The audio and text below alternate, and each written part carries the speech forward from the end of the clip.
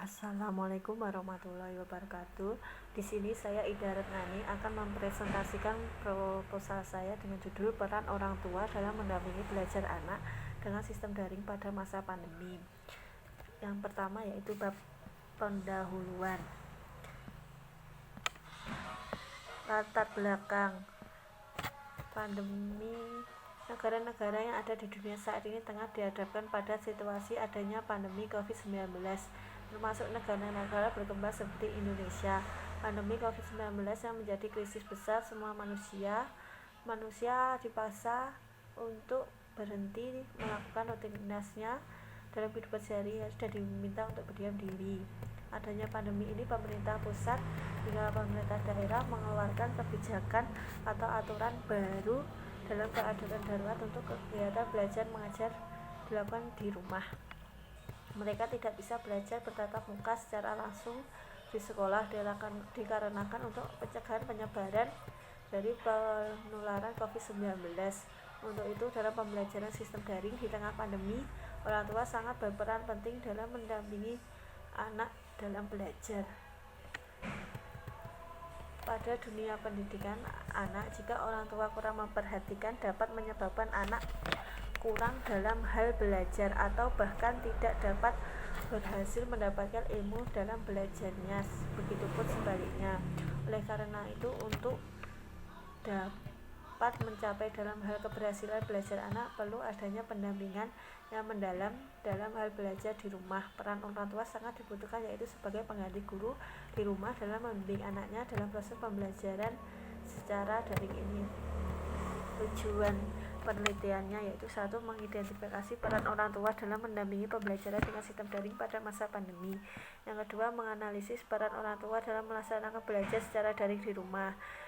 Selanjutnya yaitu kegunaan penelitian. Kegunaan penelitian yang pertama, teoritis. Secara teoritis, berdasarkan penelitian ini yaitu memberikan nilai guna dan menambah wawasan pengetahuan bagi para pembaca, juga bisa memberikan wawasan baru bagi mahasiswa IPS. Bagi kegunaan penelitian secara praktis, yaitu bagi peneliti selanjutnya memberikan pengalaman dan pengetahuan yang baru mengenai identifikasi peranan orang tua dalam mendampingi belajar anak. Bagi masyarakat, penelitian ini diharapkan mampu memberikan wawasan baru serta pengetahuan bagi masyarakat, khususnya orang tua. Definisi operasional. Yang pertama, peran orang tua dalam mendampingi belajar anak itu juga harus ikut andil dalam proses pendidikan anak. Yang selanjutnya, peran orang tua dalam mendampingi pembelajaran daring pada masa pandemi. Peran orang tua sangat diperlukan untuk proses pembelajaran anak selama belajar secara daring ini. Peran orang tua juga sangat penting untuk memberikan edukasi kepada anaknya yang masih belum bisa memahami tentang pandemi yang terus meningkat. Bab 2 tinjauan pustaka. Yang pertama, peran orang tua dalam mendampingi belajar anak. Peran orang tua dalam mendampingi belajar anak selama pembelajaran di rumah menjadi sangat sentral. Berkaitan dengan hal tersebut, WHO 2020 merilis berbagai panduan bagi orang tua dalam mendampingi putra-putrinya belajar di rumah, yang meliputi tips dalam pengasuhan anak agar lebih positif dan konstruktif dalam mendampingi anak selama beraktivitas di rumah tanpa ada pengekangan.